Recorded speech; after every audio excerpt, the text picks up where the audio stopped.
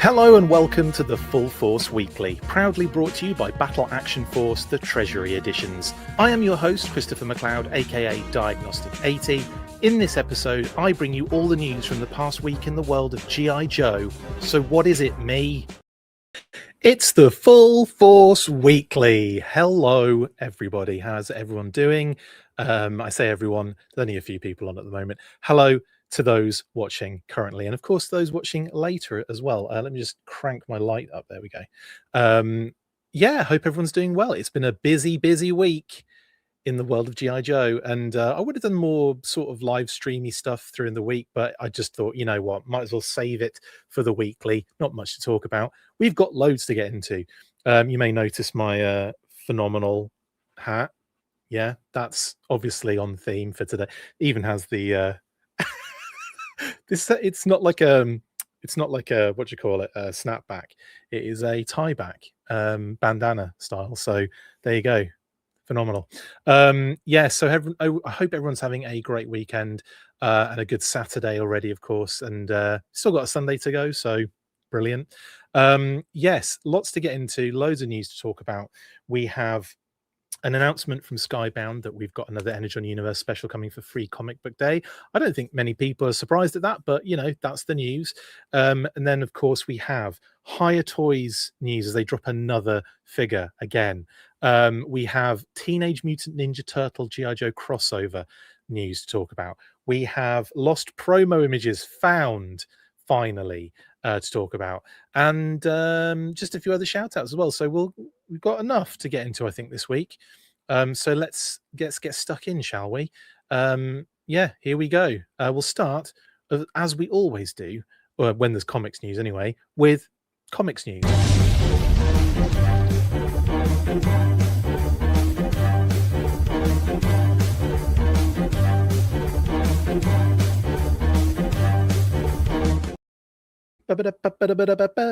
Yes, so the Free Comic Book Day issue has been announced by Skybound for those that like and follow G.I. Joe. And yeah, it is Energon Universe special, which means we're going to get all of our kind of like the Transformers G.I. Joe Void Rival stories kind of mushed into this issue. And yeah, like last time, it was an absolute banger. This is only the second one, I think. I was going to say for a second this is the third one they've done, but no, I think this is the second one they've done. And yeah, really enjoyed the last Energon Universe special. Got, you know, it was actually really you know, like for Free Comic Book Day, you're not expecting a great deal all the time. Sometimes there are absolute bangers in there. In this case, this Energon Universe special kind of has turned into that. This is the third one. I thought so, actually, Mad Thanos. Thank you. So this is the third time they've done this, which is great. Yeah, do you know what? I was trying to rack my brains on, which didn't take very long, clearly. I was trying to rack my brains on what they did before the kind of Clutch Hound one that was last year's. And I couldn't think off the top of my head. But yeah, thank you so much. Yes, they did. They have done. This will be their third Energon Universe Free Comic Book Day special. So that's pretty damn awesome. Yeah, and like I said, not always, you know, when you get Free Comic Book Day, it's not always like the most amazing issue ever. And I'm not just talking about G.I. Joe stuff, because we very rarely got Free Comic Book Day G.I. Joe stuff. I remember they did like a reissue of issue 1 for Free Comic Book Day one year, like back in like 18, 19, maybe 20. No, it was probably would have been in 17 or 18, actually. But they did they definitely did a reissue for the Marvel issue 1. And then, of course, we didn't really, I mean, there wasn't a lot of Free Comic Book Day stuff for Joe. Even when we had, you know, the license was with IDW, it wasn't like a deal or a huge amount of stuff that we'd get on Free Comic Book Day. So it's always nice now that we're getting some G.I. Joe content for this particular event. May the 2nd, it says on sale, but yeah, if it's Free Comic Book Day, then, you know, you get it for free. But yeah, so May 2nd is when it's going to be out, and they've dropped a classified covered cover currently. Yeah, on sale, Luke. Exactly. Quite a funny way to put that. It's probably they've probably copy and pasted from another, like, text and theme from a previous post, and not realised that it's technically, it should be available May 2nd or something, shouldn't it? Or available at your local comic book store on kind of situation. Um, Unless it, because the Energon Universe special does sometimes go up for actual sale. So maybe the May 2nd date is when it goes up on sale, and the free, when is free comic book day? Is it, if it's May 2nd, then it's wrong, but if it's not, then I believe it will be on the Energon Universe special does go on sale, like, later, like further along. Free comic book day date, it is, yeah, Saturday, May. So it's the first Saturday, May. So it shouldn't be on sale. It should be a free comic, effectively. So yes, so we've got, yes, that's right. Actually, Jamie Lynn, it was that Void Rivals preview, wasn't it, that we had free comic book day before? You're right. Yeah. Bad Wolf Media says listing stuff as for sale on free comic book day is still better than while supplies last for digital downloads, which I've seen at Best Buy. That is quite funny, actually. Maybe it's a storage issue in their case. And yeah, it goes on sale later in the month with a different cover. Thank you, Mad Thanos. So yeah, there you go. I can't wait to see what it is. Can't wait to see the GI Joe aspect of it. Obviously, they have written a little bit of a blurb to explain that the biggest year in Energon Universe history is coming, and it's filled with 4 brand new stories from the worlds of Transformers, GI Joe, Void Rivals, and more. I wonder if that is a hint that we might be seeing. I mean, it could be one of those things where they split Transformers into 2. It could be one of those things where they maybe split Joe into 2, or Void Rivals, or maybe we get a little Mask, like, standalone story in here, and that begins like the sort of Mask ongoing. Just saying, reading between the lines. And I will also say I don't have any information about that. And the only information I'm working on is the fact that we've had both Miles Mayhem and Matt Tracker in the Energon universe so far, and it's been super exciting seeing them introduced. Miles Mayhem got his clock cleaned. Had to say that clearly. By what's his name, General Flag. So that was a really fun sort of scene where Miles Mayhem and General Flag have a little bit of a set to. In any case, really excited to see what this issue leads into. And like I said, now I've kind of made it very. I've made it worse for me by setting this expectation to see Mask as a kind of as the 4th story in this. Do you know what I mean? In any case, that is the comic news this very week. We were supposed to actually have one more bit of news. We were supposed to have the final issue of the Dreadnought War this week, but that has been pushed. It's been delayed to next week. So that will be out on Wednesday, I believe. Was it the 10th today?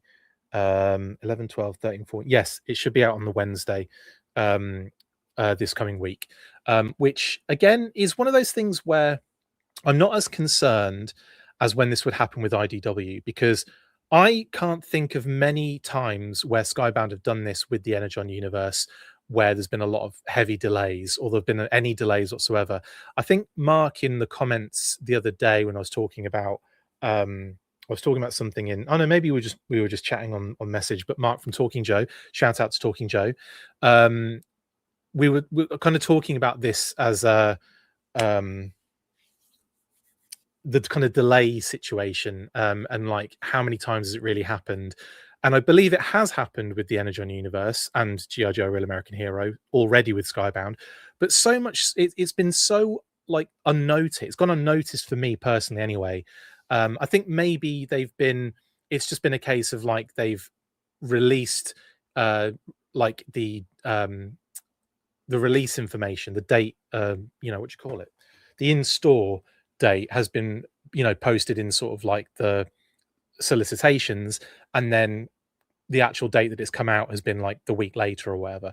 But it's been so like under the radar that I haven't really noticed many delays. But when you are because we've been getting so many comics recently. We've been getting Void Rivals, Transformers, GI Joe, A Real American Hero, of course.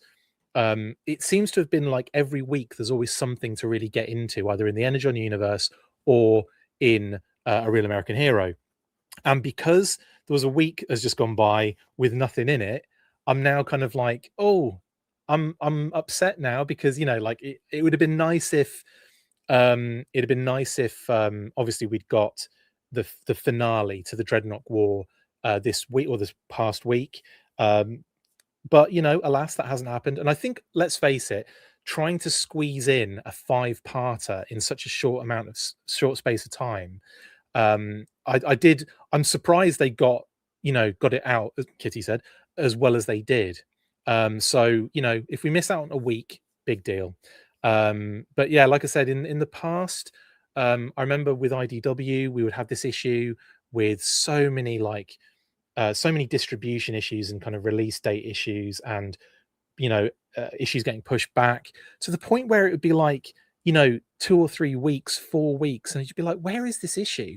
And then all of a sudden it'll be in the store and you're just like, why was that an issue, intended. um anyway, Hydra says Skybound makes me go to my comic book shop every week. I haven't done that since I was a kid waiting on the OG Marvel run. Indeed. Mad Thanos says Void Rivals has missed a few months here and there. That's why Transformers has more issues out now while it launched later. Good point, actually. Yes, because they're at like 28 now, or 27, 28.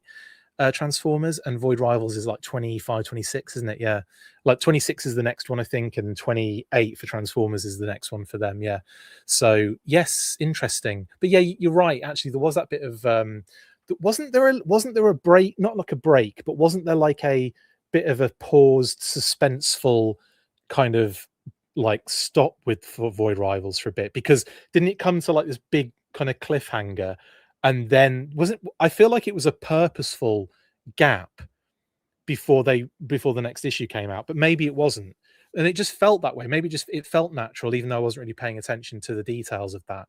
But anyway, still cool. Anyway, that is Energon Universe classified, obviously cover, not classified as in G.I. Joe classified, but as in we can't see the cover yet because it's secret. But I guess that will be revealed on May the 2nd for Free Comic Book Day, when it is out for free. So go to your local comic book stores, make sure you grab, or try and get there early, because the best issues go really early. So yeah, and hopefully your local store has a decent amount of Energon Universe comics. But yeah, always exciting on Free Comic Book Day, and even more so that they've decided, Skybound, to do these very substantial, in canon, heavy, sort of like story important issues for Free Comic Book Day. And like I said before, and like many of you have said in the comments, it does come out later for sale as well. Okay, that is the comics news this week.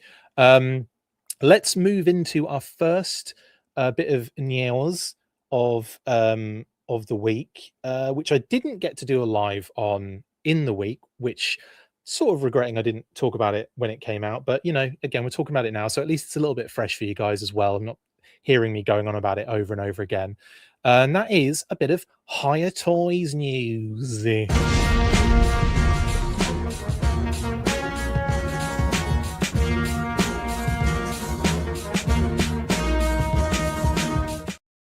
There you go.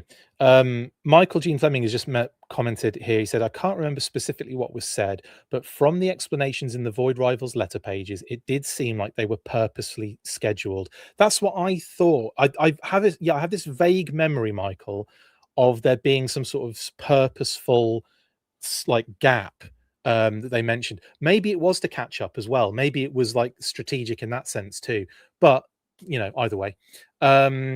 Scott says, I take issue with issues having issues. Thank you very much for that. So here we are, Hiya Toys Roadblock revealed. Yes, the exquisite mini 4-inch Rude block has been revealed by Hiya Toys, and he kind of follows the kind of his very early vintage 1 version, and of course heavy artillery classified Roadblock.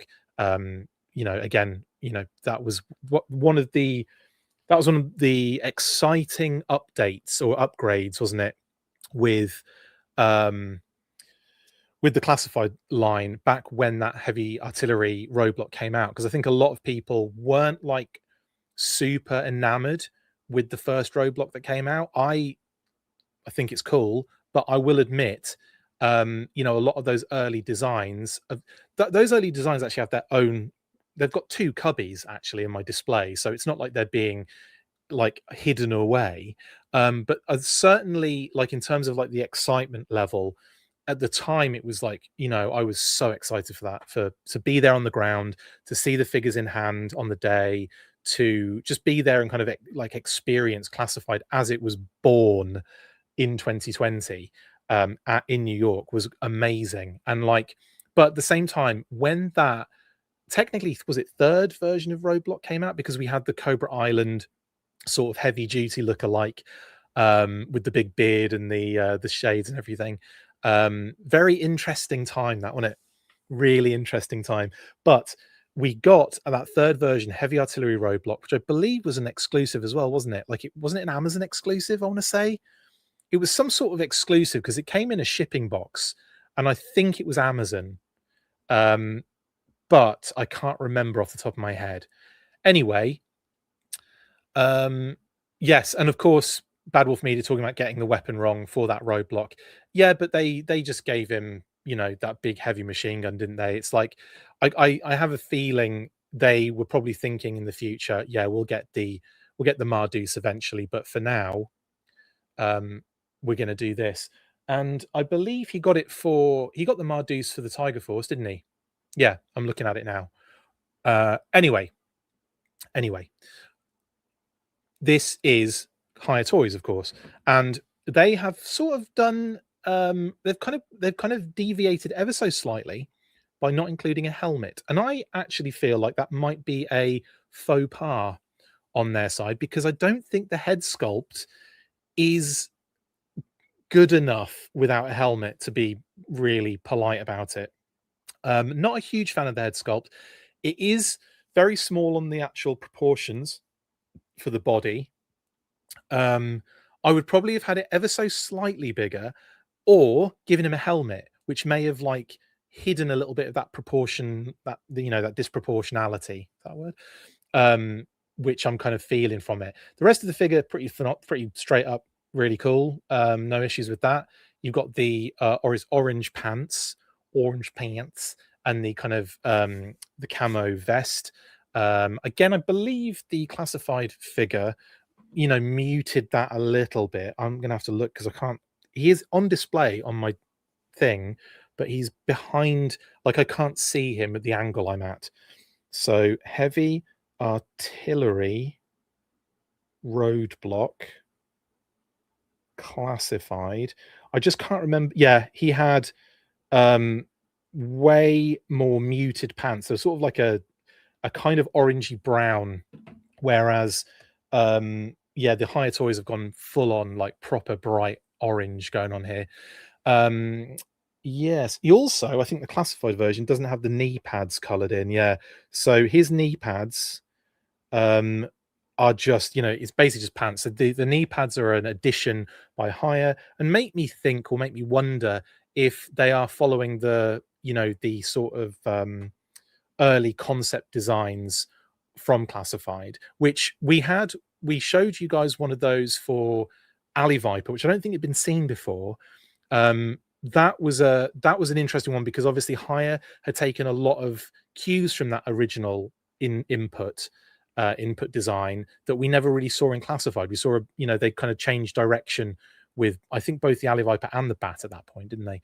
But anyway, in any case, I'm surprised they didn't do the helmet with this one. Genuinely surprised. I think that would have been a nice touch for the Hiya Toys figure, but also, like I said, may have hidden a little bit of that disproportional kind of like head to body ratio.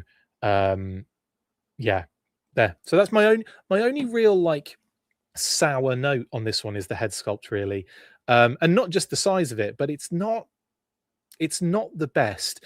And Hiya have got this kind of hit or miss with the head sculpts, I would say. Like Flint was an absolute miss of the highest order, probably one of the worst head sculpts I've ever seen in my life. I'm not even kidding. It's worse than the Falcon one. The Falcon one is the classified Falcon head sculpt is pretty darn fugly, but it like Flint's is almost not human. And you could argue that Falcon's mouth is so wide that also doesn't look human to a degree. It looks like he's morphing into a like a ninja turtle, isn't he? Funny enough. But in terms of the head sculpts that Hiya do, they have done some absolute bangers. I thought Major Blood's head sculpt was really good. I thought the Baroness was good. I thought who else do I think was good? There's a few, obviously the ones that don't have necessarily like the facial features, they've just got the mask or whatever. They're usually great, and I never have really any issues with those head sculpts. But when you get into certain like I don't know, when you need like head sculpts that sort of need to really capture that character, um, it's harder to do when it's just a face. And I think, yeah, this one is not up there, I would say. It's not as bad as Flint. Goodness me, no way. But yeah, but Flint's is weird. Flint looks like a wooden doll. It looks like a ventriloquist's dummy, basically. So yeah, so weird. And also like the chin, the kind of part here where it kind of, like I don't know, there's just not enough like there's not enough going on in the bottom of that. He's got a very like there's no jawbone or like jaw line, um, or not much of a jawline there for Roadblock. So yeah, I think there's a couple of things a couple of tweaks that could have made that head sculpt ever so slightly better, and therefore a little bit more on point for sure. Droz says a helmet might have helped, but I do like the detail and color scheme for sure. For sure, I think the figure overall is great. The deco is really nice, but yeah, for me, it's literally just the head sculpt. That's it. Yeah, so it comes with his Marduce, the bullet ammo belt as well, which looks proper thick, doesn't it? Proper fat ammo. Scott says Roadblock doesn't have enough going on in the back for Chris. That's not true. Big Jeff says it's more of a comic accurate look. Yeah, I agree with that for sure. Bad Wolf says, "Hey, be nice. We ugly folks need representation in our toys too." I'm with you on that one, Bad Wolf. I'm with you in that team. We need to see him compared to the other hires. Well, we will in a second, Mad. Almost. In the way that graphic can really tell us. Anyway, lovely promo images as always, and then we have the white screen or white background images as well, just to get more of those details to kind of pop. Yeah, great figure. Just I think ever so slightly let down by the head sculpt for me. Yeah, there you go. And if we go through and there he is holding his massive Marduce. Is he also holding the ammo belt? It feels like he is, but yeah. Oh no, maybe it's the handle that sticks out the side. It looked like he was holding the ammo belt from that image, but he's not. And of course, his loadout, which they all come with that stand, of course, that kind of diorama-like rectangular, textured ground-like stand with the little clips, either I or H, depending on how you feel. Those clips obviously allow the other stands to clip together, to clip to each other. And then we have the ammo belt, the backpack, which obviously feeds the ammo belt to the machine gun, the Marduce, which has their pistol, a knife, and the alternate fists as well. And of course, all of his secondaries, which are technically removable and what have you as well. So there you go. McMurphy says, kudos to the original designers that 40 plus years later, he is so iconic and recognizable. Indeed, McMurphy, for sure. I would also say that his first version figure does have a very interesting kind of vibe, considering he's supposed to be a big hulking dude, bigger than a lot of the other characters. That particular figure does not portray that. He looks quite skinny and small. And the head is, you could argue, is probably a bit too big for that figure on the vintage figure. But you could pick holes in these things all day long, but it's down to personal preference. They were created, like you say, 40 plus years ago. It's ridiculous to be kind of very hypercritical of some of those older things. White says, my biggest complaint is that these weapons have always felt like they're 1/16th, not 1/18. Yes, they are a little bit big, aren't they, in some cases? I remember one of the first figures, was it Snake Eyes? The sword that he came with, he was holding, looked massive. Like he kind of looked like the guy out of Final Fantasy with the giant. anyway, yes, exactly, Scott. I've got to stop picking on the guy, definitely. Anyway, that's Roadblock, and he's been added to the massive, ever-growing Hiya Toys graphic, which now is at 34, right? Is that right? Yeah, 34 figures. 2, 4, 6, 8, 10, 12, 14, 8, 20, 8, 10, 12. Yeah, 34 figures. Isn't that crazy? Already. What have we had delivered, though, is a good question.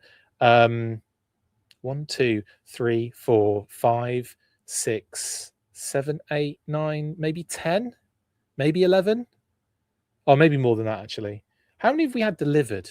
There's a question that I don't know the answer to. Crimson Guard and Viper have been delivered, haven't they? So, yeah, they're out there too. So there's been a decent amount that are actually in hand now.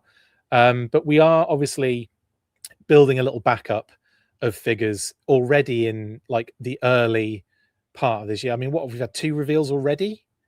Is that right? And one maybe was at the back end of the year, right? Or there was a lot at the back end of the year. But did Zartan get revealed? Zartan must have been revealed in the back end of the year so Roadblock must be the 1st of 26, right? I can't remember because it's been 10 days? How am I supposed to remember what happened 10 days ago, guys?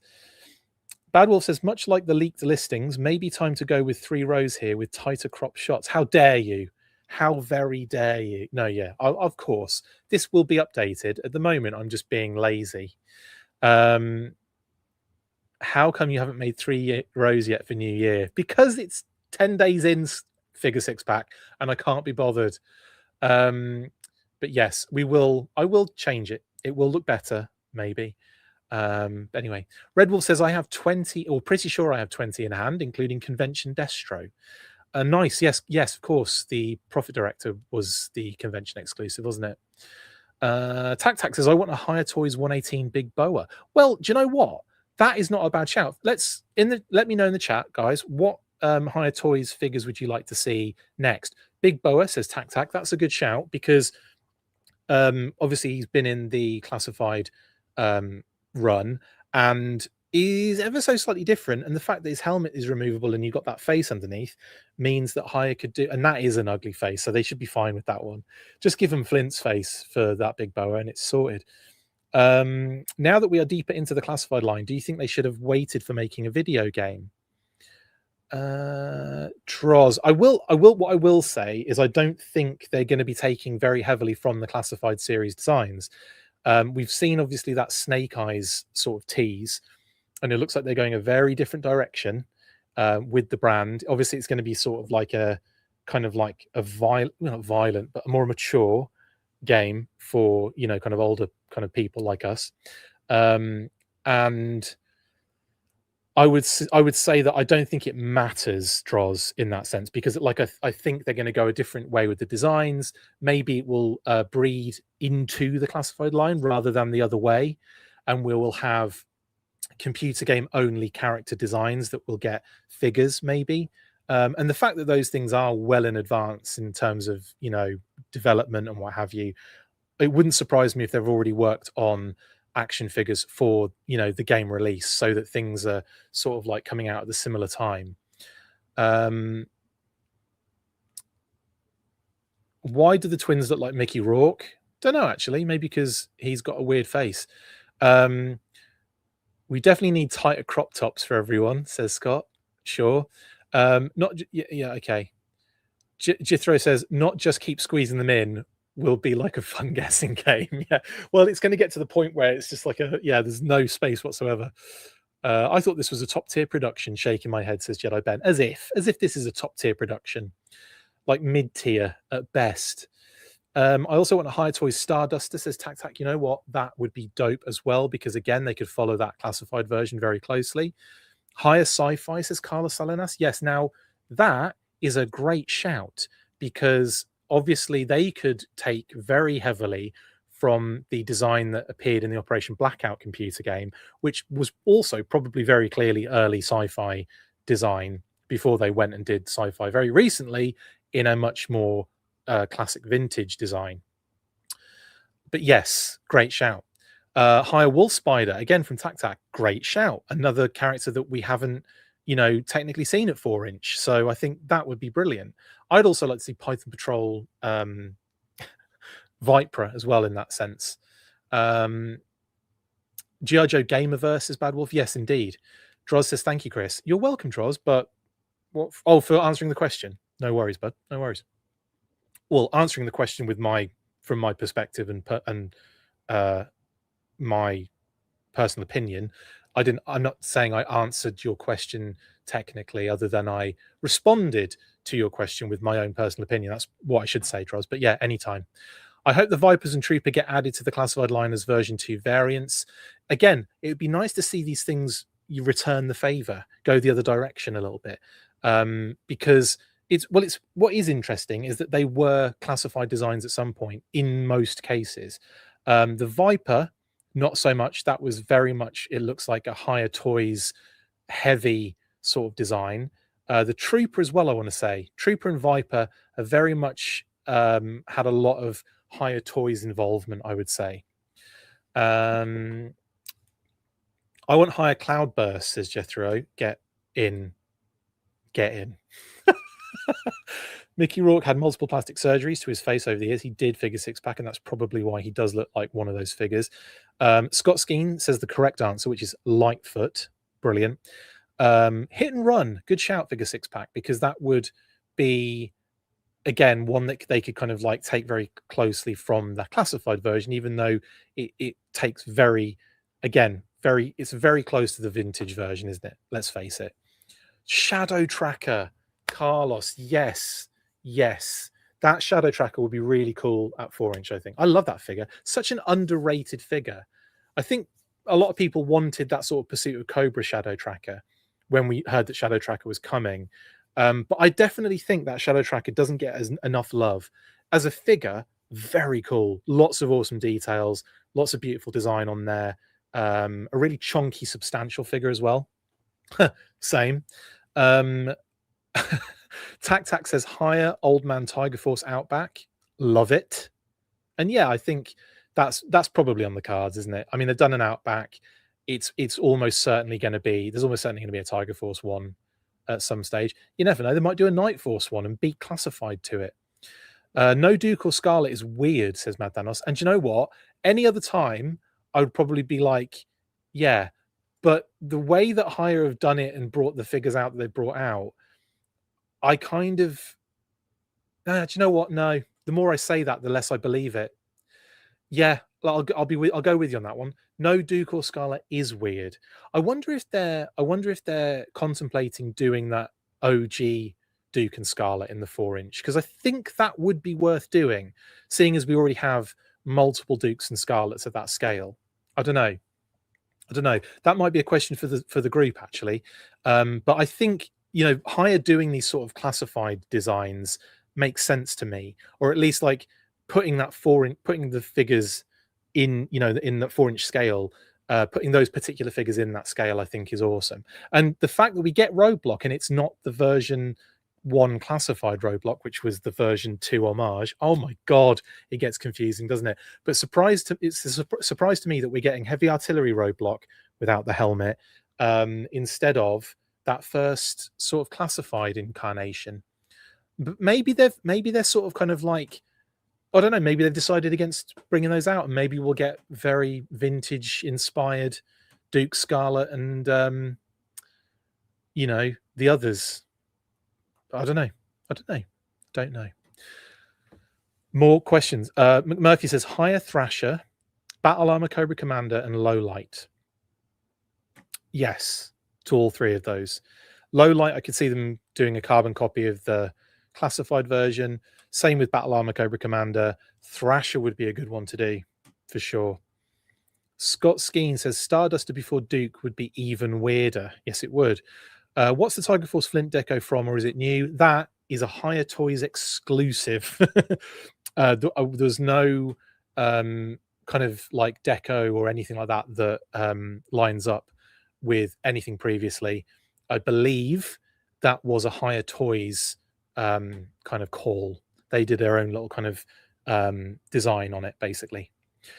We need a cool crystal ball from Hiya. Yes, Red Wolf, that would be so cool.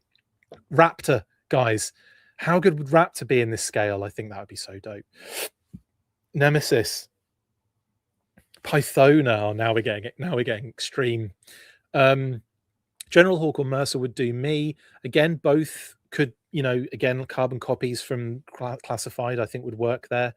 If I was collecting this line, I'd be grabbing these. They do look great, says Shelf Presence. Higher Barbecue, says Tac Tac. Alternate head as well. Unmasked would be cool.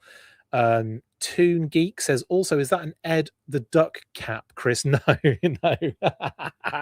No, but I do have a signed black and white picture from Andy and Ed the Duck, and Andy, what's his name? I've forgotten Andy's surname, who did the broom cupboard with Ed the Duck. Come on, let me know, Toon Geek, please. That's going to bug me forever. He was like, he's a legend in children's BBC, right? Andy Pete. Is it Andy Pete? No, not Andy Peters. Who was it? Andy Crane? No. Hi, Russell. Who am I thinking of? Hang on. This is gonna destroy me if I don't get the yeah, it was Andy Peters. It's Andy Peters I was thinking of. Sorry. Andy Peters is the picture I have with yes, thank you, Toon Geek. Thank you very much. And thank you, Russell Sheath, as well, for attempting to help in that sense as well. As I'd already said Andy Peters, so I know you were probably going, maybe it's this. So yes, I've got a black and white signed picture from Ed the Duck and Andy Peters, because I drew a Donatello. This is a great story, by the way. I drew Donatello coming out of the sewer as a kid. So he's like halfway in. It's one of those impossible drawings where he's kind of like the sewer's there, and then his legs are kind of like he's just below his waist, basically. You can see him up, and he sticks on the floor, and he's kind of like waving, and he's got a smile. I drew that. Don't have the picture anymore because I sent it to the BBC, and they put it up behind Andy Peters on the wall. Yeah, I think I found a video of this the other day on YouTube, and I could just about make it out on the wall behind him. And I was freaking out. I was like sending it to I sent it to Kay. I was like, oh, look, I found my picture when I was a kid. Because I remember recording that on VHS, like in the broom cupboard, because it got put up. And I remember freaking out. I got a little thing back with with the Ed the Duck picture. I want to say there was something else in there too. Obviously, it was a letter. What else was in there? Anyway, it's amazing. And yeah, you might be able to find the broom, Andy Peters, Ed the Duck, broom cupboard, YouTube. You'll see it. And you might be able to find it in the background.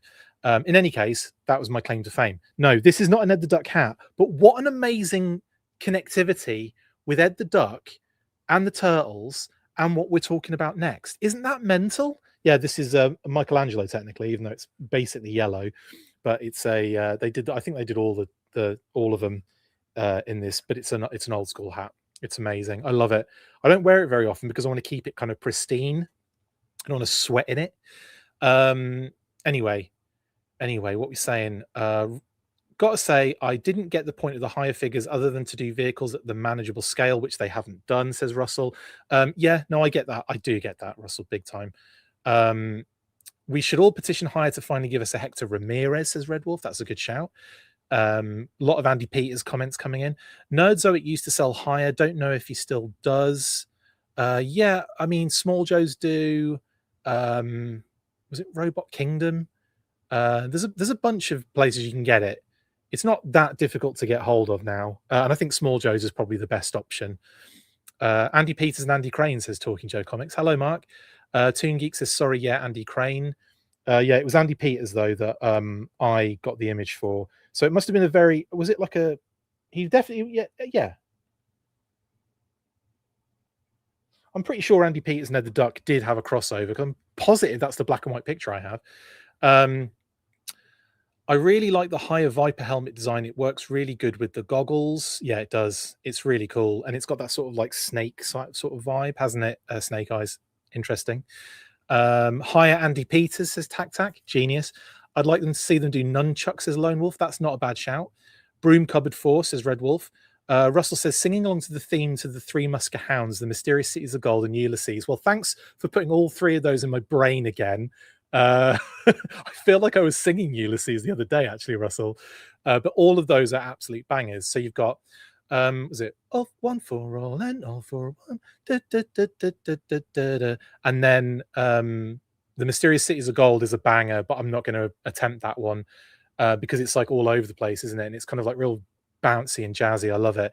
And then Ulysses is one of the most amazing themes of all time. It's up there with Jason the Will Warriors for me, and Thundercats, and Mask.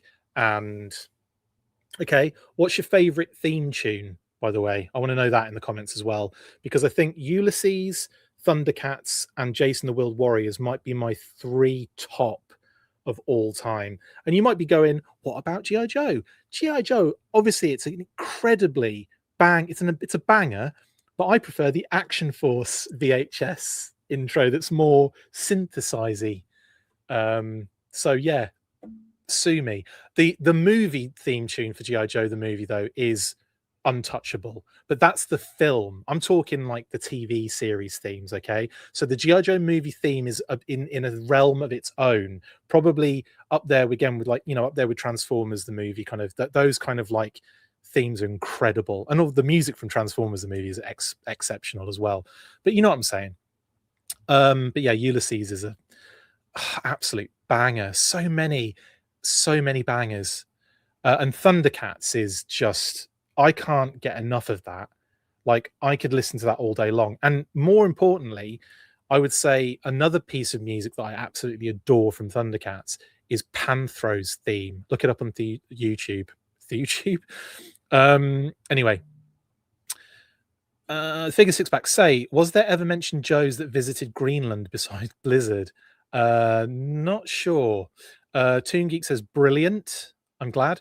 Now we all want to see your drawing. I tell you, it's not clear in the background, but I could make it out. Oh my God, the theme tune to Mysterious Cities of Gold. Yeah, exactly. LT Cave and Cool Toys Club as well in terms of hire. Yeah, brilliant. Thank you. Ulysses 31 is my ringtone, says Simon Goodall. Brilliant. Gummy Bears and Tailspin are hands down the best songs. Theme tongs. Gummy Bears is up there, Shane. Yeah, it's a beauty. Gummy bears bouncing here and there and everywhere.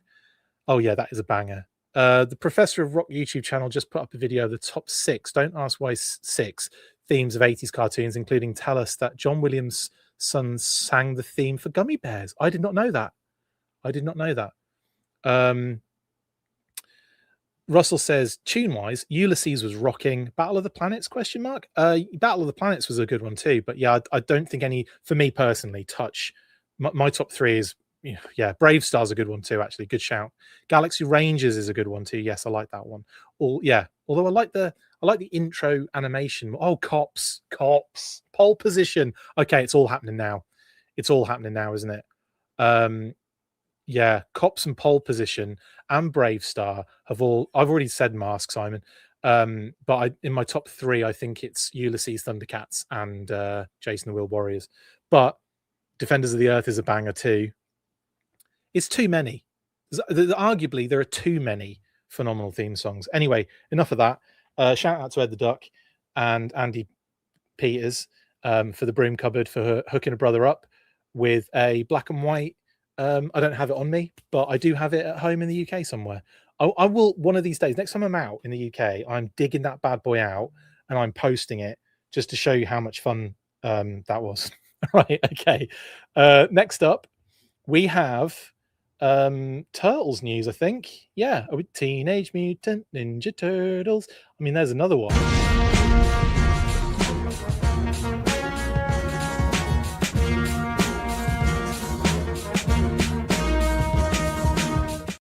Okay, then we are here in the meat of the episode today.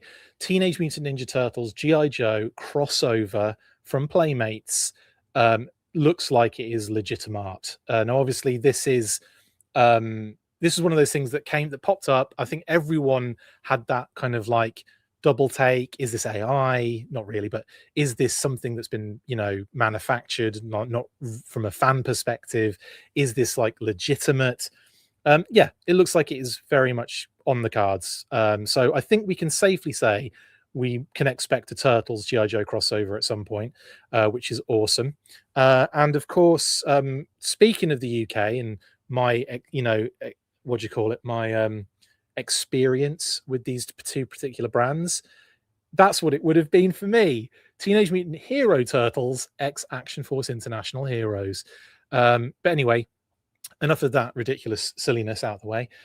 Yes, we got this image, well, this and two other images pop up randomly courtesy of Smith TMNT on Instagram. He posted the three images with that sort of, caveat if they'd come from, I think like either a forum basically from either Hong Kong or was it Japan or China? Basically, it was one of those kind of situations. Now,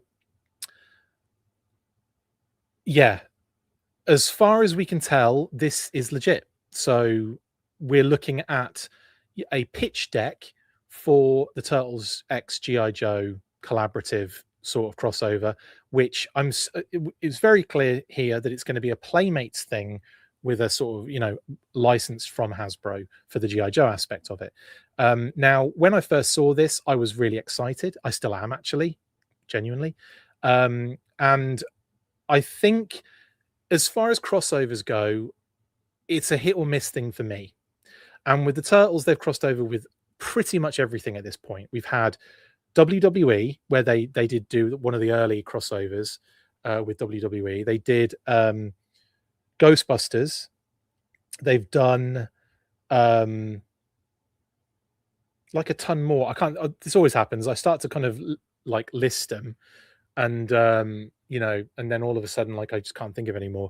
But yeah, they have crossed over a lot of times with a lot of different brands, and Transformers, or was that Transformers He-Man? That was Motu Transformers, wasn't it? Transformers. Yeah, we have had a Transformers Turtles crossover. Of course we have. We had the party wagon transform, didn't we? With all the different heads, so you could buy 4 and have all the brothers. Anyway, incredible.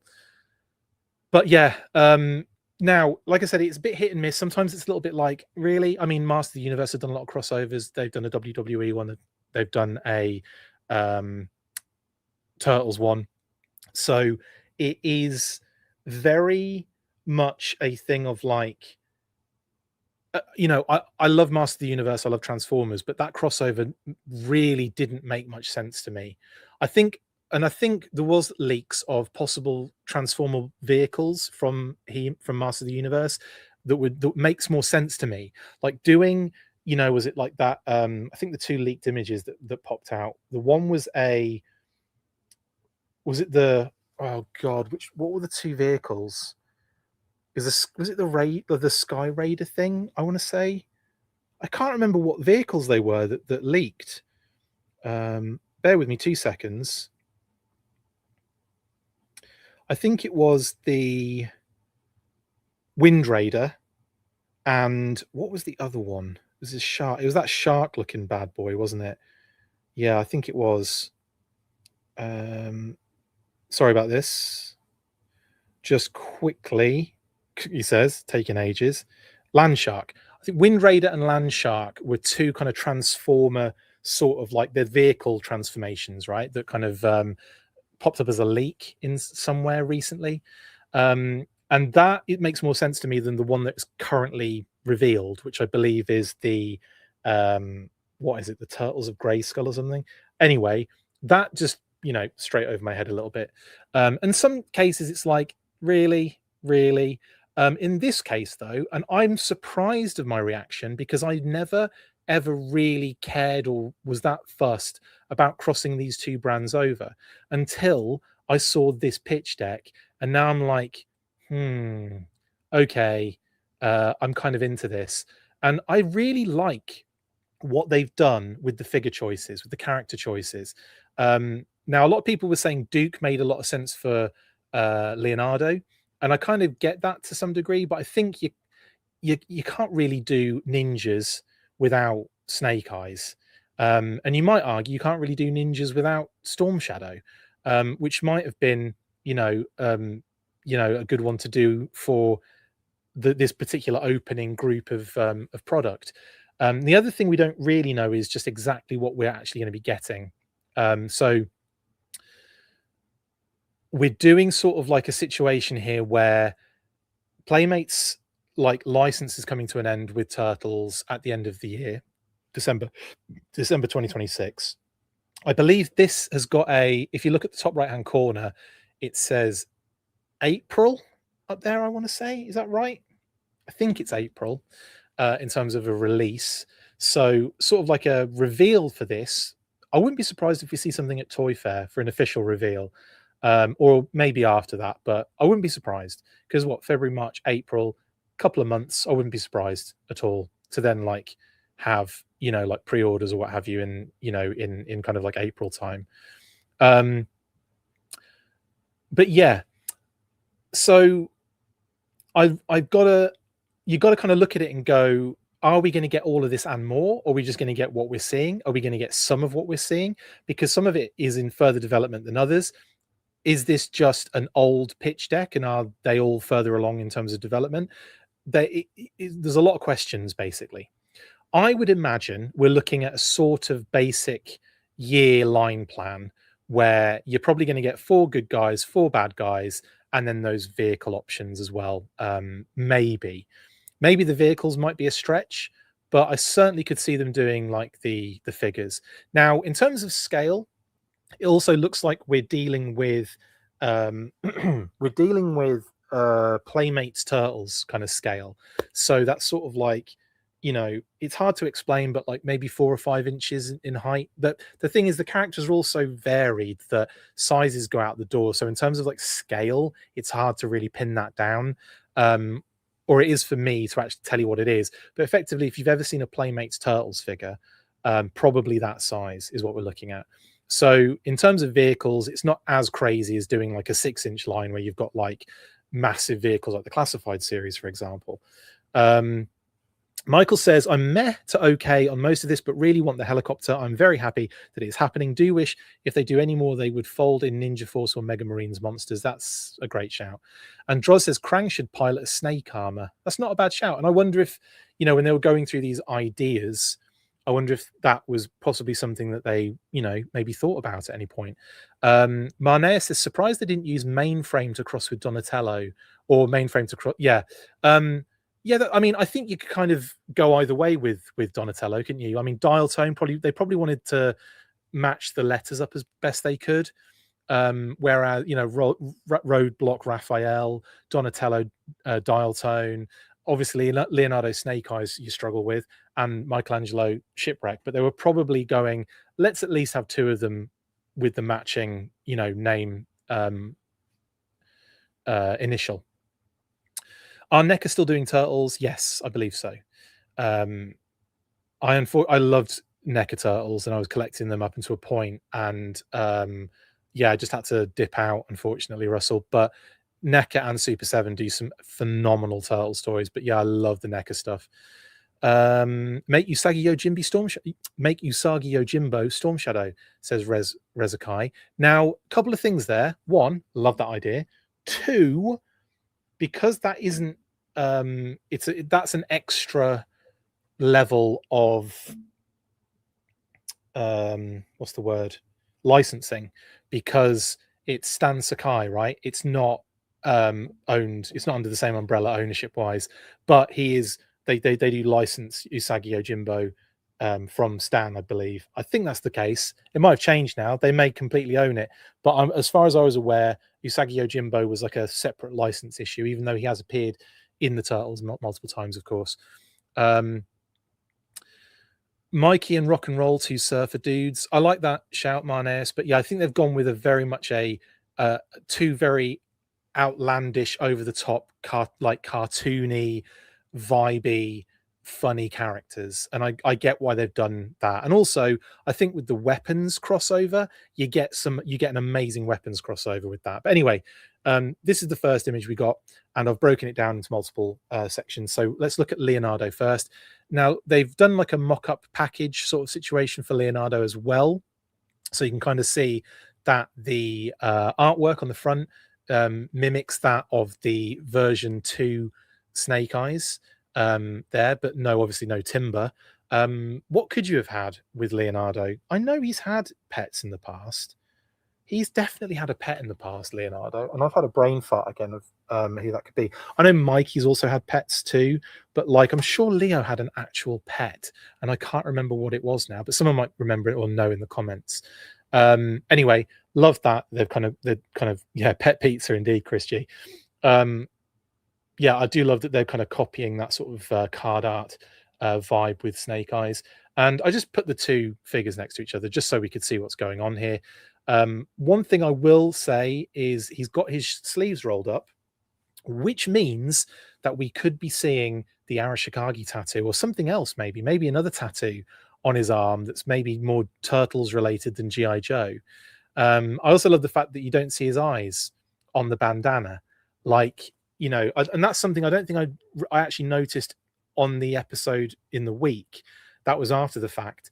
But the fact that we've got the, you know, like to mimic the visor, we don't have eyes cut out on the bandana is a little bit genius. They had a pet rat, Jedi Ben. And oh, that is a little bit on the nose, but I get what you're saying. Pizza slice tattoo, maybe, says Talking Joe. That would be cool. Or it's the Foot Clan tattoo. Could you imagine? Could you imagine if it was the Foot Clan tattoo? Oh my goodness. Obviously that would be bad, but you know what I mean? Like to kind of, they're a clan in the world of Turtles. Arashikage clan. I'm just saying it would be kind of cool. Or maybe if it was a Foot Clan tattoo with a cross through it, like a Ghostbusters cut like circle cross through. That would be dope, because that would, one, it would have the Foot Clan tattoo like an Arashikage clan tattoo, and of course Leo is a good guy, so he'd have it cut out. I don't know, I'm just spitballing here. That would be really fun, I think. Don't know if someone was doing an extreme nerd deep cut or just coincidence, but Torch is the Dreadnought out of the original 3 missing here, and he was left out of the 2004 concept. Michael, yeah, I think it's just Buzzer and Ripper are sort of more, interestingly, more iconic than Torch, weirdly enough, I would say. And you could say that, you could argue that and say all three of them are sort of like the three amigos. You know, they're the ones that you expect. They kind of come together as a package, Kitty said. But funnily enough, in the UK, and this is probably why I have a more a feeling that Torch isn't as iconic as the other two, is because we didn't have Torch in the UK. They came out in 87. We got Buzzer and Ripper, and then Monkey Wrench was often paired with the three in the comics and so on and so forth. So it's, yeah, interesting. We never got the Torch figure in the UK. So maybe that's my bias showing through more than anything else. But yeah, but interesting point though, Michael. Now, anyway, we'll get to that in a second though. Yeah, Leo as Snake Eyes, really love this one. No notes, actually. I love what they've done with this, and I think it's cool. The blue on the belts and the sash and the grenades and the knee pads, obviously, and the elbow pads, obviously, and the visor is an obvious move. Great touch. And I want to say that he's got like a black skull cap on as well, but I can't tell because the image is not clear enough. It could be the same green color as his face, or it could be like a little black cap on top to make it look like the Snake Eyes figure. And I hope it is a little sort of black kind of skull cap with the blue visor, to be fair. Anyway, brilliant stuff. Love it. Then, of course, like I said, we've got Michelangelo with the shipwreck kind of scenario. And I forgot to put the Pigeon Pete image in here. But you can search that basically.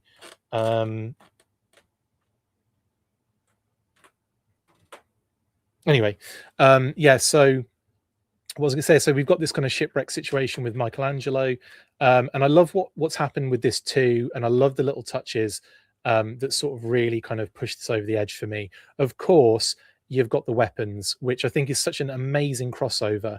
The nunchucks have paired very nicely with those sort of like anchors that he comes with, that the original figure comes with. So the fact that he's got this anchor nunchuck thing is, first of all, insanity. What a weapon. But also works so well as that kind of merging crossover, and might even be the reason they went with Shipwreck in the first place, because not only, maybe I think they probably would have had a few characters per each turtle, right?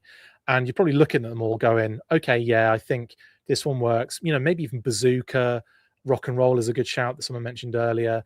You know, Shipwreck, definitely. So then I think it's really funny also that they gave him a pigeon rather than a parrot, because again, Pigeon Pete is in the kind of universe, as it were. He's obviously a mutated mutanimal, but yeah, I think we are looking at a pigeon there, because of the whole. And I'm saying pigeon because of Pigeon Pete. Basically, I've got to feel like it's an homage, effectively.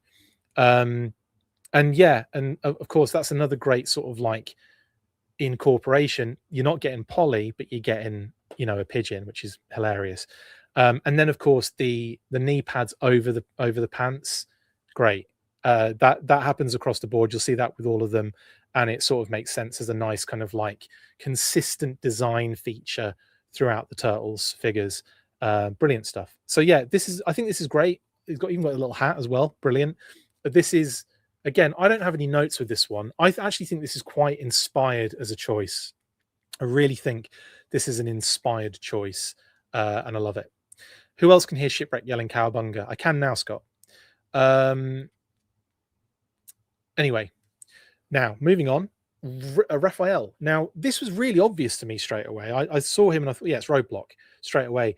And a few people weren't necessarily like agreeing with that, and I thought that was odd, because I mean, it just, the orange pants, the camo vest, which when you zoom in you can see it's a camo vest, the fact that it's an R for Raphael Roadblock, he's got a heavy shuriken launcher, so you're thinking like, you know, a heavy artillery sort of situation. For me, this is Roadblock all day, even down to the black boots that he's rocking. Black boots, orange pants, camo vest, Raphael Roadblock seems like a no-brainer to me here. And the only thing I would suggest is, I think again we're missing the helmet for that vintage one Roadblock, which I think would have pushed it over the edge as being Roadblock as well, and that would have been kind of a cool addition for Raphael, I think, to add to the figure as well, like to give it that little bit of extra. And I think doing like a fun green helmet like that would be kind of fun as well to do. But who knows? Or a red helmet, with the eyes cut out, so the helmet goes over the eyes, and then the rest of it looks like that. I don't know, just again spitballing on that one. But Raphael is Roadblock, another good shout. And yeah, loving the orange pants and camo vest on that one. Again, I think it's a good choice. Raphael is in a lot of cases. I don't necessarily think the characters are exactly the same, but he's definitely a larger than life character. He's in a lot of cases, actually, they've done Raphael as a big hulking character in a lot of, not necessarily in obviously the original cartoon and the original comic, very different. Both actually personalities are very different with Raphael. He's a bit of an angry loose cannon in the comic, much like he is in the movie, but in the cartoon he was the wisecracking, sarcastic, smart ass, wasn't he? So like, he has had all types of different personalities, Raphael, but as the kind of versions and the years have gone on, they've definitely stuck with the sort of hothead, angry, big bulky dude, like brawn over brains sort of thing. And again, not saying Roadblock doesn't really strike me as that character wise, but he's a big hulking dude that deals with heavy weapons, so it sort of makes sense in that case for me. And yeah, SV F and G says, I don't picture Roadblock wearing a helmet personally. Well, funnily enough, he isn't here, and he isn't in his Hiya Toys version either. So interesting, right? But yeah, again, I think the comic plays a lot into that. The cartoon also plays a lot into that. You know, wanting to show the face very clearly, and you know, helmets. Not that the helmet's covering his face, but you know, that seems to be the way they want to do. Like, they want, I guess, with the cartoon for kids to relate to certain characters, and yeah, like not having a helmet does help with that, I guess, from a visual psychological point of view, I guess. Anyway, that's Raphael. Dial Tone, aka Donatello, I think this is inspired as well, and I think the initial plays a huge part in this, the Donatello dial tone sort of situation. Um, the fact that dial tone is in communications and you know does machines in much the same way that Donatello does. A few people have said mainframe. I think would have been a good shout too. I think dial tone for me pips mainframe, as they're two very similar kind of, you know, characters, specialties. I think you could definitely easily kind of you know go either way, but I think it's tipped over the balance is tipped here because of the D in dial tone, and it being very similar to Donatello in there's a lot of similar letters in there. But this is great, I love it. And of course here we've got dial tone just to kind of add the extra fun. Here we've got the teal vest and teal boots, and of course the knee pads in this case obviously purple because they're carrying that over for all the turtles, that all of their knee pads, elbow pads, and bandanas and belts are on show with that purple or with their specific color, to make it clear which brother they are, which is great. I'm cool with that. And Donatello has got, they've kind of gone with the vintage color scheme of all the turtles as well, the different greens, and then obviously Donatello's brown as well, which is really awesome. I like that too. Dial Tone's portrayal in the cartoon was also closer to Donatello's. Yeah, very similar kind of voices I hear as well, Scott, with both of them.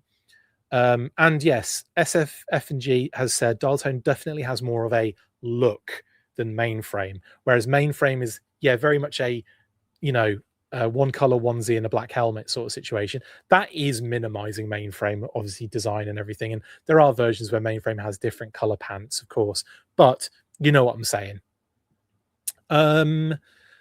Yeah, lovely stuff. No notes on this one. I love his giant wrench bow staff, again inspired, and of course he comes with the backpack like dial tone, so I'm here for that all day long. And I did mention this on the last episode in the news burst, but they've given him a little mustache. You can just about make it out, so he kind of looks French now with the beret and that tash, doesn't he? Not that dial tone really did, but anyway. Yeah, and then sorry, the crossover there is that didn't they had the Moroccan actor play dial tone in the Rise of Cobra, didn't they? And they had don't they speak French as well? Honestly, I don't know. Maybe I'm getting my everything confused and mixed up there. Hope we get some more decent bad guys, says Checkpoint.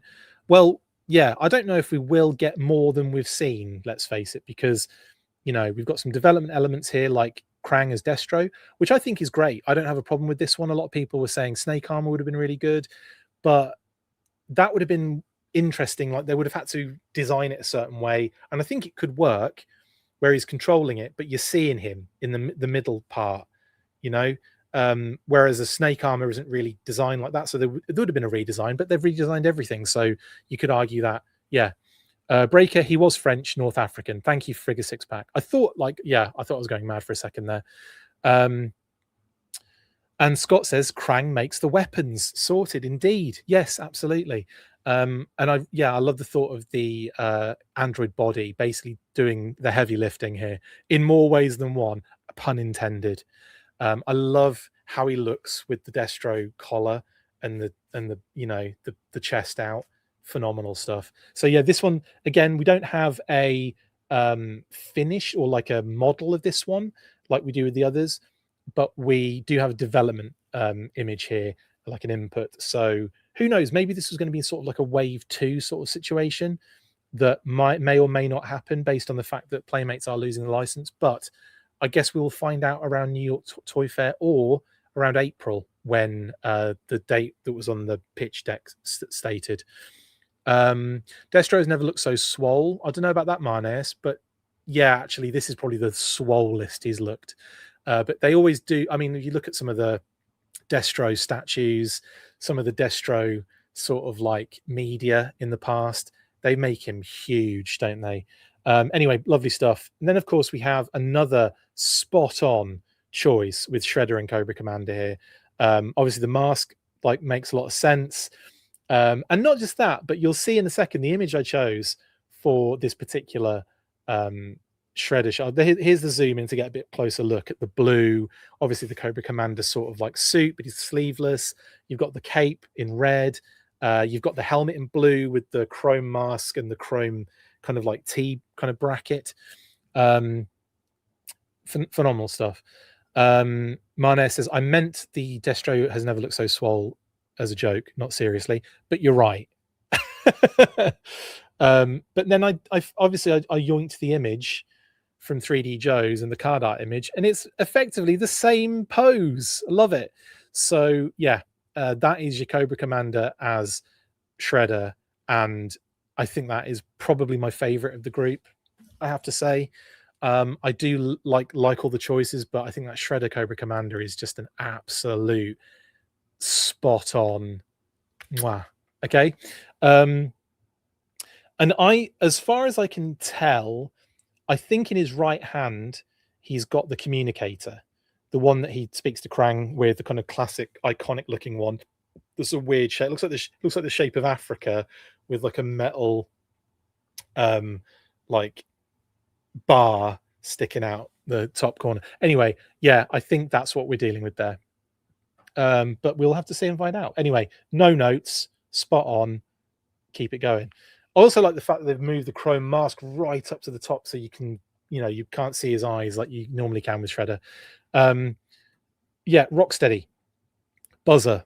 And if you didn't see on the image before, I zoomed in on the bottom right hand corner because you can see that they did show his chainsaw and a little chainsaw, maybe a chainsaw, change like an adapter piece that you can switch out. So you've got like a circular saw for that little thing as well. Hi, Annie.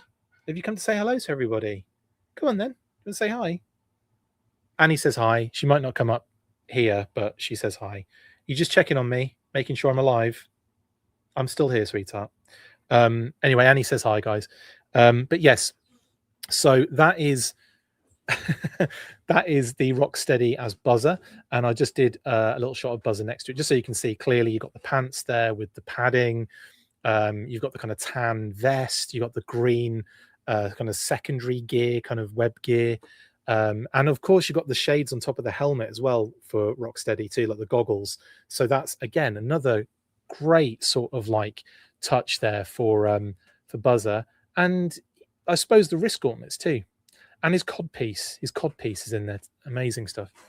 There you go. There's Rocksteady as Buzzer, and again, I think that's a great point, a great shout to have Bebop and Rocksteady as the Dreadnoks, and I think maybe it opens the door possibly for Tokka and Razar to maybe, would have done if it wasn't coming to an end before it's even started, to kind of complete some more Dreadnoks maybe in that sense, but we'll probably never know. She's going upstairs now. Bye, Annie. So anyway, that's your Buzzer kind of Rocksteady crossover. Now we have Bebop, which again, when I think Ripper is definitely the closest for Bebop. He's the only one that has an ever so slight question mark by his kind of like possible design or what have you.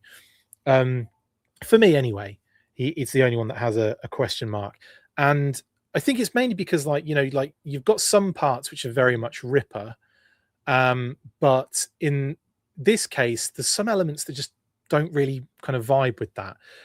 Here is Ripper obviously next to it, but of course you've got the Jaws of Life sort of thing. He's got like a double drill thing, which again is probably an homage to the mutant module drill that the transport module that they go from the Technodrome to the surface with a lot of the time. I imagine that's like an homage there, and they've kind of worked it into what would have been Ripper's Jaws of Life, I guess.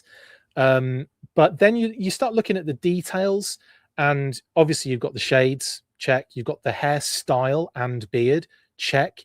You know, and you've got the kind of like the weapon. And then in terms of the wrist gauntlets, you're looking very much at Ripper from the classified series.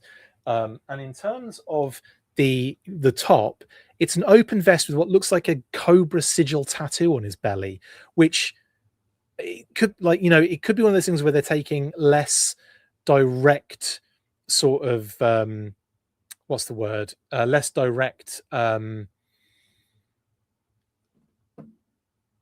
inspiration and sort of like reimagining it a little bit more. You're right, actually. Yeah, he did have a drill gun, didn't he? You good point. I completely forgot about that, actually. Who said that? That was Talib. Yeah, Talib 1980 said, yeah, the vintage Bebop toy had a drill gun. He did have a drill gun. So yeah, it's the amalgamation of that drill gun mixed with maybe this Jaws of Life kind of combined in much the same way that Michelangelo and Shipwreck's weapons were sort of combined. It feels like the same sort of thing, doesn't it? It seems like the same sort of process.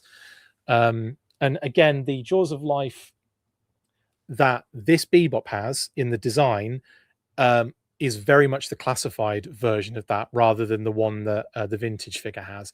So yeah, I do think it's Ripper because there are more signposts than there aren't, if that makes any sense. It's just the torso is slightly different. But again, it's probably just being more like Bebop rather than trying to make it exactly Ripper.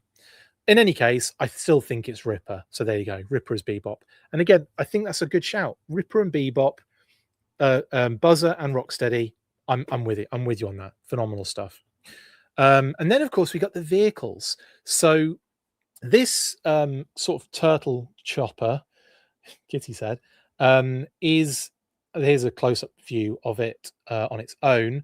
Obviously, we're dealing with a number of homages here. We're dealing with the Dragonfly mainly, with lots of infusion from that sort of vintage turtle copter sort of design, where you had obviously the big punching, you know, the boxing glove kind of missiles for a start, is such a, you know, such a turtles kind of thing, as well as the plunger, which has been on a bunch of different things. There was that plunger sort of like vehicle basically. So yeah, they've had a lot. There's a lot of like inspiration going into this particular vehicle here, and even though it doesn't state that there's going to be a figure included with this one on the box, I'm surprised because it must be pretty big, fairly large, and therefore you'd think it would come with a figure, but who knows, maybe that packaging is probably very early sort of in the process, and you know, maybe there is a figure that comes with it. I don't know, but it looks like they've just got your generic turtle figures in the cockpit there. I think it's this particular one looks maybe like Raphael and Mikey. I was thinking it was Genghis Frog in the back before. Oh, hi, honey. You have come to say hello. Come here. Come on. Come here. Come and say hello. We're just talking about your favorite toy brand, the Teenage Mutant Ninja Turtles. Like, hello, sweetheart. There you are. Are you just wanting to come and snuggle? Okay, good girl. Anyway, Annie says hi. There you go. Yeah, so the turtle flycopter, as it states on here, with spinning something blades. I can't read that, but it's because I'm getting too old. Someone else can read that for me. Thank you. So yeah, I would assume a figure would come with this, but maybe not. Who knows? We'll have to wait and see, won't we? Yeah, even if it comes out at all. I know. Do you like it? Yeah, I know you like. Yeah, see? She gives me kisses when she likes it, usually on my nose or my beard. She gets all the food that I haven't properly completed, which I know is surprising, right? Like I don't complete food. And then, of course, we have the sort of turtle motorcycle, which also revealed the Or Shell Striker as well, and April O'Neil as what I assume is who I assume is Scarlet. But I've just done this, obviously, a little close up of the shell cracking ram cycle with, again, the plunger kind of showing its I know the plunger, it's great, isn't it? Yep. Yeah, I know you like it. And the missiles in the back as well. That's so turtles. It reminds me of the missiles or the bombs that came with the turtle blimp. Yeah, it does. Are you done now? Okay. Annie's going to say bye now. Bye, darling. I'll put you down on the ground, Annie. There you go. Good girl. Okay, Annie says hi. She got what she wanted. She got to be on the episode for like the 37th time in a row now. Katana blades, thank you. Looks like spinning katana blades, says Roger X. Badwell says spinning katana blades. Stanley says katana blades. Thank you very much, guys. Anyway, there is the ram cycle, and I've put it next to the actual vintage ram cycle just to show you this is like spot on. Now it looks like they've taken maybe a classified ram and kind of zhuzhed it up, I want to say, but I'm assuming they won't be the same size. We're not going to be getting the same size vehicle that we got with the ram cycle. It's probably just, again, to kind of mock up a vehicle so you can kind of see it to some degree. Anyway, there you go. Now, of course, we have the box that sort of reveals some other elements. So we've got the Ore Shell Striker, which looks that it might come with April O'Neil, aka Scarlet as April O'Neil. But again, we could just be looking at mock-ups, sort of ideas being thrown here, there, and everywhere. But it does make sense that April would be in here. But then it also makes sense that Casey Jones would be in. He's a pretty big character. I would say there's a few. Splinter is another one that probably should be in there. The Foot Clan should be in here as Battle Android Troopers, by the way. That would be amazing. Splinter as God, maybe Splinter as God. Splinter as Hawk or General Flag would probably make a lot of sense. Or even as Duke. Although that'd be weird with Splinter and Scarlet, wouldn't it? Splinter and April. That would be weird. It's going to be weird anyway if it's Scarlet with Leonardo. If you're looking at that as the crossover that nobody wants. And the reason I say Scarlet is this here, basically. If you zoom in, the design cues, the breaks in the costume, the color, the hair color and everything, it just screams both April O'Neil and Scarlet to me. So yeah, like just the way that the vest works, the arms, the detailing of the shoulders, the fact that she's got the high boots, like Scarlet, I'm going out on a limb here, guys. I just think it's going to be Scarlet April O'Neil. And also, maybe how cool would it be if it looks like a camera she's holding?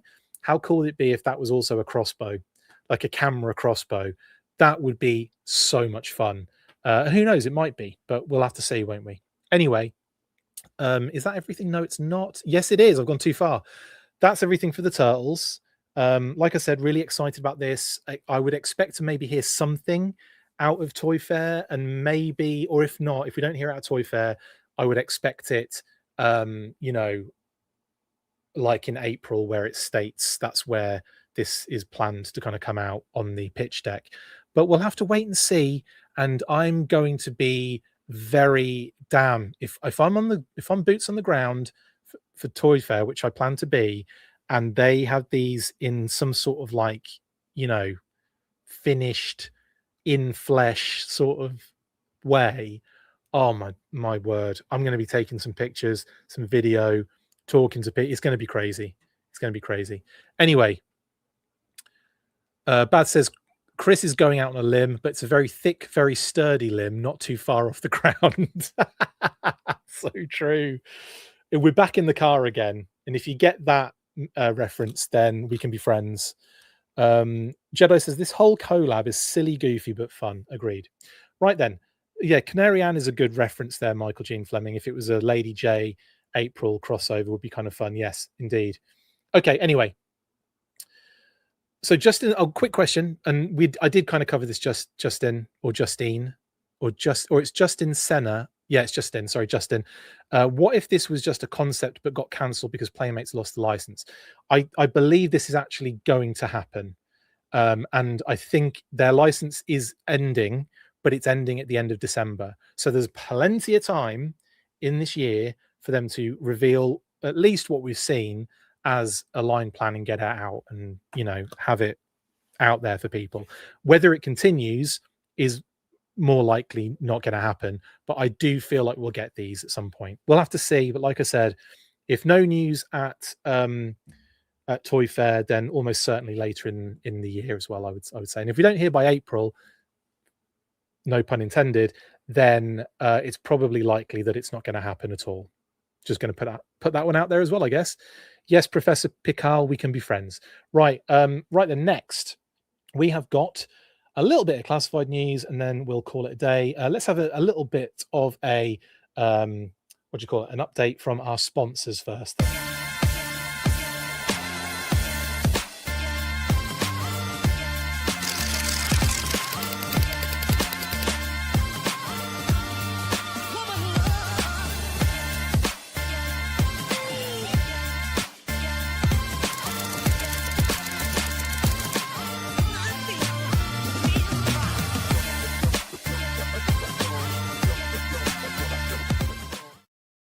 Yes, Sci-Fi lost promo images. So this was another interesting one because, like I said, I for the longest time was trying to track down, um, like we were trying to track down the promo images for this wave because, well, let's say track down, we just didn't think they'd been done, and it was one of those things where we're like, okay, well, they missed out on doing a a promo image run for this particular wave of figures: Sci-Fi, Mainframe, um, Grim Viper, and Wetsuit.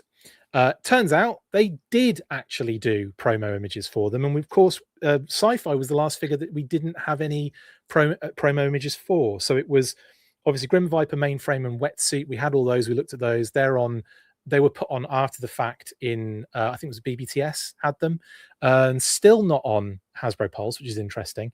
And then, thanks to Darth Brett on the His Tank forums, they found the Sci-Fi Dio promo images on the Hasbro shop. Now, what's really funny about that is I have Hasbro shop open like as a constant. It's like there's a few always open tabs for refreshing and seeing and trying to make sure things are still going on or what have you.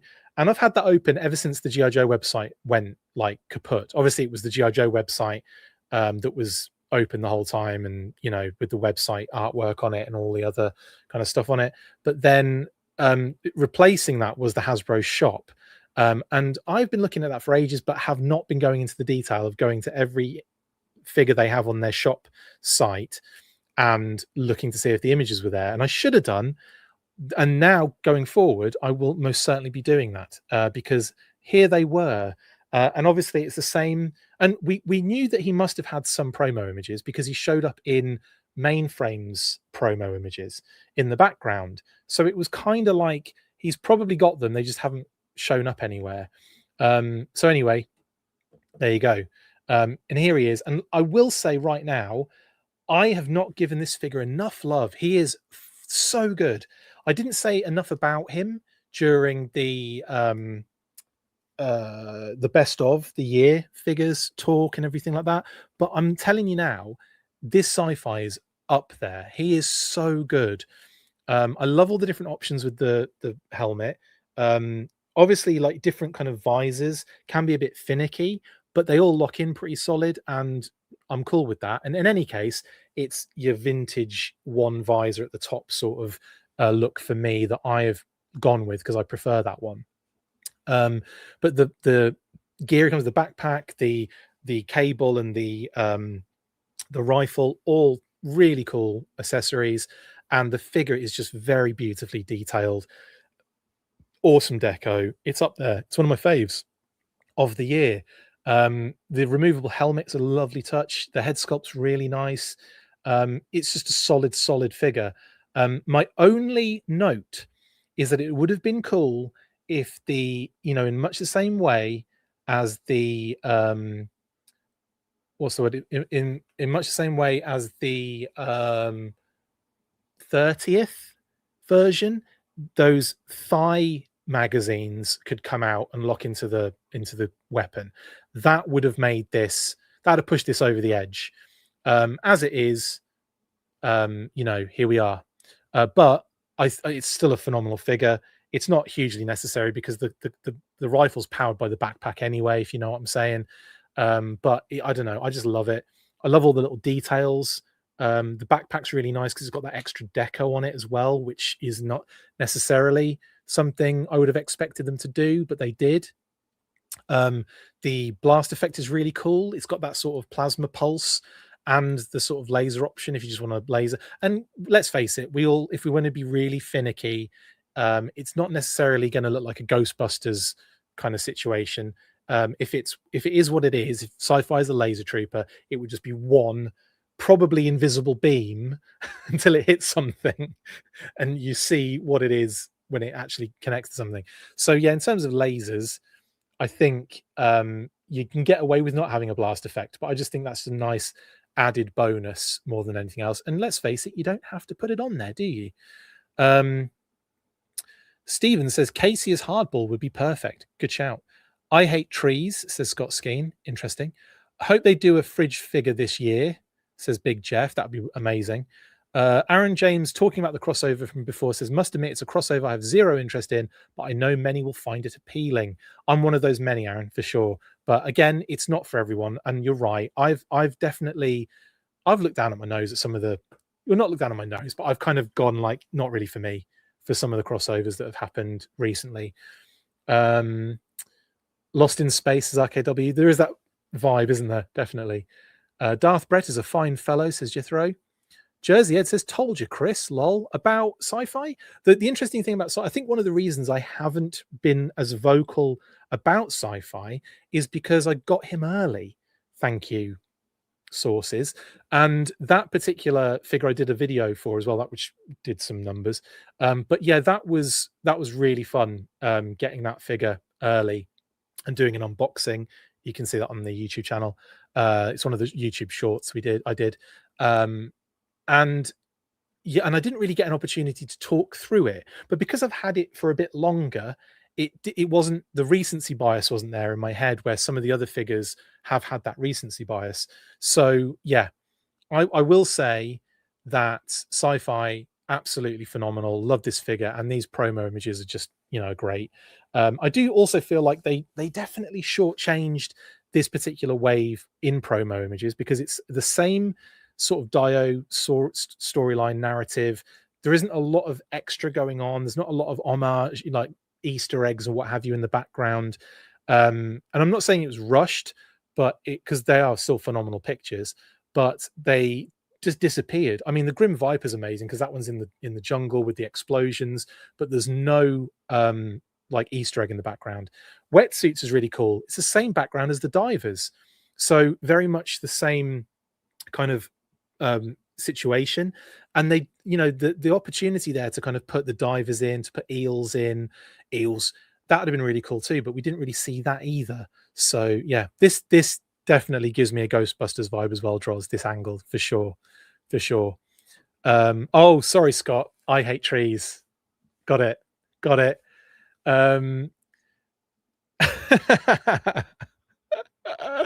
Yeah, sorry, Scott. Yeah, we can be friends as well. Luke says, any news on our spy who used to go through the factory samples in China? He's been MIA for more than a year. I think what happened there, Luke, was that Hasbro clamped down on the leaks. Stephen has said the same thing. Is it me, or has the news, leaks, releases, and updates started to slow down? Yeah, I think basically what happened is Hasbro put a little bit of a clamp down on some of those kind of leaks and what have you. So it has been a little bit few and far between, for sure. Almost, actually, to be honest, the last thing I remember getting was, or seeing, God, what was the last thing I saw from that sort of underground sort of leaks situation? It was something that's already out, but it was something that I don't think we ever showed or released, if that makes sense. It never kind of came out because the figure was already out by that point. And I think it might have had something to do with, it wasn't Slice or Dice. It wasn't, anyway, yeah, they've had a bit of a clamp down, it appears. Anyway, so Stanley has mentioned, yes, JCon 7 was also, yeah, JCon 7. There was a few others though, weren't there? But JCon Yeah, he was in China, and Hasbro has kind of shifted a lot to the Vietnam. That has probably got a lot to do with it. I think people are probably clamoring or trying to find contacts in Vietnam now, aren't they? But yes, good point. Good point on both of those for Bad Wolf and Stanley. Thank you, guys. And then I believe this is the last image of the promo images for Sci-Fi, but very cool. And yeah, I'm glad that they're finally out there. They're no longer lost. And there's Mainframe in the background as they both appear in each other's promo images. Now, I hope this isn't a trend, and I don't think it will be. I think the fact that we've had a good chunk of time now between this wave and the next wave, or the most recent wave I should say, and what we're going to be expecting in Toy Fair come February, Kitty said, I would imagine that there'll be a lot more sort of promo images for the next group of figures. But yeah, we'll have to see, won't we? Monkey Wrench, says Chris G, was the last leaky leak that he remembers. And yeah, but there was, like I said, there was something that we saw that didn't come out that also, it doesn't matter at this point because the figure's already been released. So, but I can't remember what it was. But yeah, Monkey Wrench is one of the last ones we posted Jay Khan images of, I think. Yeah. Anyway, here we are, leaked listings 2026. No more 2025 listings, of course. That is now has been retired. We've moved on to three kind of three columns now as well. And no updates, unfortunately, at this point for you guys.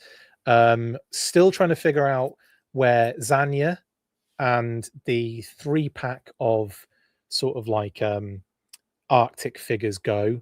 We don't know is the answer at this point in time. As soon as I do, they will be unlocked on here. Trust me, they will be. Yeah, long live Chairface, Bad Wolf Media, indeed. Yeah, that's a deep cut for the 2025 listings nerds out there. Yeah, long live Chairface and Ralph T. Long live, and never darken our doors ever again. So that is pretty much it. Nothing else to report on the listings, but there they are, just as a as a thing. Name only reveals officially are, of course, Iceberg, Deep Six, Chabang, the Taurus and Red Dog 2-pack, Ninja Force Zartan, Hydro Viper, and Zanya. And then, of course, digital renders for the Arctic Steel Core, Drift Viper, Arctic Saw Viper, which is a 3-pack, and then, of course, Cobra La Royal Guard. Stanley says G.I. Joe Day, February 1st. Yes, I guess that will be when we start getting stuff. Or start getting. They'll definitely do a. What's the word? It will be a Baracus. It will be maybe a social post on February the 1st, because I expect most of the meat of everything will be that 14th of February Toy Fair situation. Is what I'm expecting. I mean, they might do a live event before that, but I don't know if that would be worth it for them. Well, they might do, because they have kind of done that in the past. So we might get the sort of first week of February live event, followed by a New York Toy Fair product sort of to show off in hand, and maybe some other reveals. We'll have to see, won't we? Scott says Shift Viper would either be a driver or security guard. Indeed. Retail Viper for the Shift Viper. But yes, that is all the official. Those are all the official digital renders and name onlys that we're aware of currently. Let's keep it moving, though, eh? Right then. That's it. Let's talk. I'm completely brain dead here. Shout outs. Let's do that.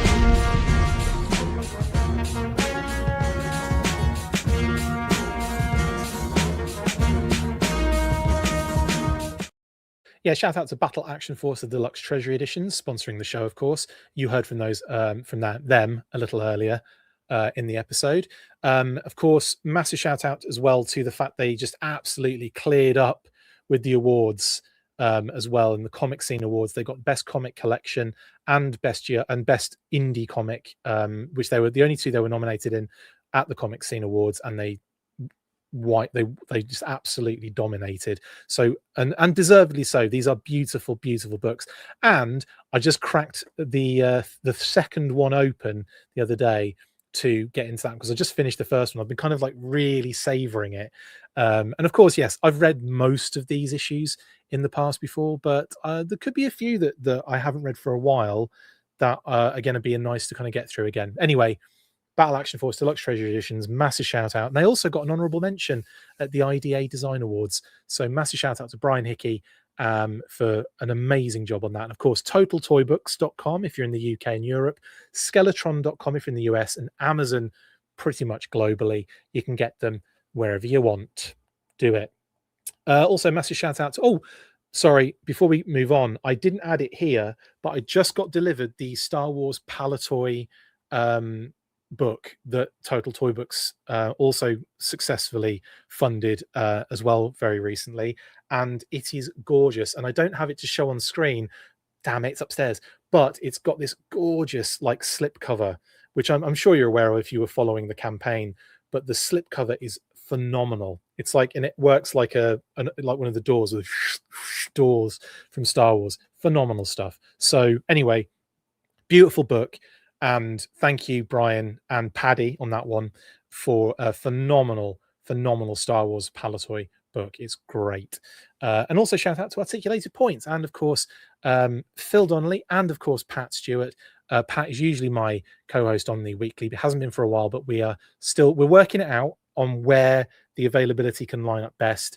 But at the moment, we are still in this particular conundrum. And also massive shout out, of course, like I said, to Phil, also of Articulated Points. Go check them out right this second on YouTube. They do brilliant videos. Also massive shout out to codenameiowa.com, to Brian Sauer for all of our graphics too. But also go check out Codename Iowa. There may be a few Full Force tees left on the thing. Obviously, we might be out of your size and color preference, but go and have a look anyway on codenameiowa.com under the store, under the Full Force, and see if there are any teas there that catch your fancy maybe before they don't appear there any longer. But there you go, Codename Iowa shout out. Also shout out to skeletron.com. Their Robo Skull Mark IIs are back in stock on the website. So if you want the vehicle toy of the year 2024, you can go ahead and get that right this second, as well as many other things on their site as well. A lot of the 6-inch figures are up there now as well, and some of the other figures that they've done as well. Like I'm not sure what's in stock though, so I'm not sure what to tell you on that one. But go check out the website. I'm sure there's some loads of figures there for you to enjoy and get hold of. And also, they're going to be appearing at ZolaCon in 2026, February 27th to March the 1st, Valley Forge Casino, King of Prussia, Pennsylvania. And of course, they will have the Yeti retro vintage O-ring figures there as well. Massive shout out to the Yeti, to Aaron Dietrich, to the Dietrich family, and of course to Skeletron. Love you all. And of course, rest in peace, Aaron, you absolute legend. And that figure is brilliant, by the way. I love it so much. Got 2 of them. Right then. One last final shout out to the awesome Plastic Battles, aka Paul Panfalone. Go check him out on all the platforms, all the socials as Plastic Battles. This one is a beauty. Steeler with like pack rats, like updated pack rats. And of course, in the background there, you got like a Cobra bunker getting absolutely burnt up. So just phenomenal imagery. Paul does beautiful toy photography, and again, you can check out his post, which kind of goes into the details of how this was created, little videos and all that kind of stuff as well. And check him out on his Instagram for Thursday night battles as well. Massive shout out to Paul, and love this image of Steeler. That Steeler short fuse 2-pack is a underrated banger as well, by the way. And I suppose there's a little update I have for you guys. I opened a few more figures. So I opened the Diver 2-pack. Very impressed with those. Let's move on. We've got to the end image here. I opened Slice and Dice. Very impressed with them. Sergeant Mercer, again, love them. More so because I got to add another figure to the Desert team. So I got a little Desert team going on in my display, and Sarge is now part of that. So awesome. And Mercer went in with the Marauders. I kind of split the 2-pack up a little bit because it sort of made more sense to do that for me in my head. Who else did I open up? I did open up more recently. I think I mentioned Cover Girl and the Green Shirt. I opened them up recently too. The Grim Viper I opened. And that might be it then. It might just be those. Slice, dice, and all the Televipers. I opened them too. So I'm getting through them. I've still got, this is crazy, I've still got Desert Scorpion, Ghost Viper, Mainframe, Wetsuit, Snake Armor, and that's it, I think. I'm getting there. In any case, we've come to the end of the show. Thank you very much, guys, for joining me on this episode. Chris G says, we need a memorial show for code names that never were and figures that were teased and never were. Chairface and Heartwrench, for examples. Yeah, definitely. Michael G. Fleming says, that slipcover is so cool. I just keep playing with opening and closing it on the Power Toy book. It's beautiful. RKW just shouts, slacker Pat. Yeah, again. Simon says, got my Palatoy Star Wars book too. It's gorgeous. No Closure says, dial tell.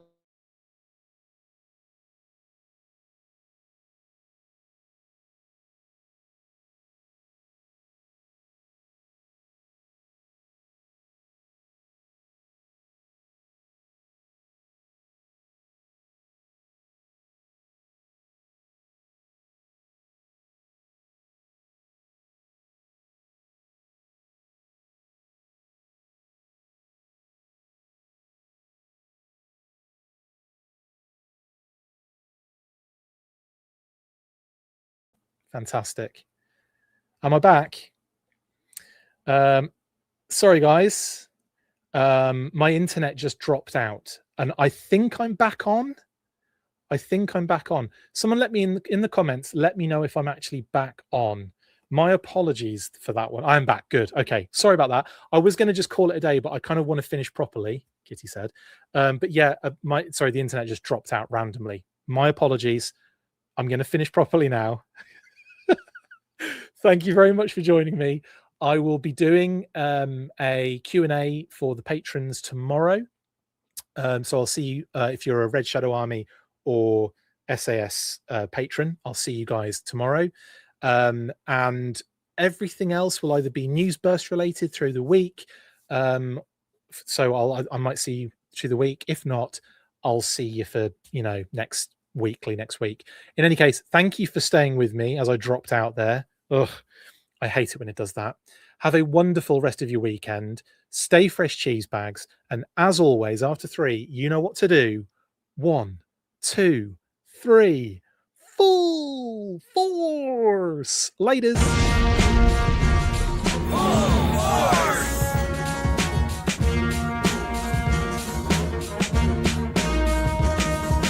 Make sure you get involved with the discussion by liking, sharing and commenting on these videos. And as always, you can keep up with the show after listening by following on all of our social platforms, links in the description. And if you would like to contact the show, you can message us on any of those platforms with feedback or questions. We also have a Patreon page, so if you want to show your support for the show, see your name up in lights on these videos, or enjoy exclusive bonus content, then check out patreon.com/The Full Force Podcast, or click the link on any of the posts this podcast appears in. Full Force.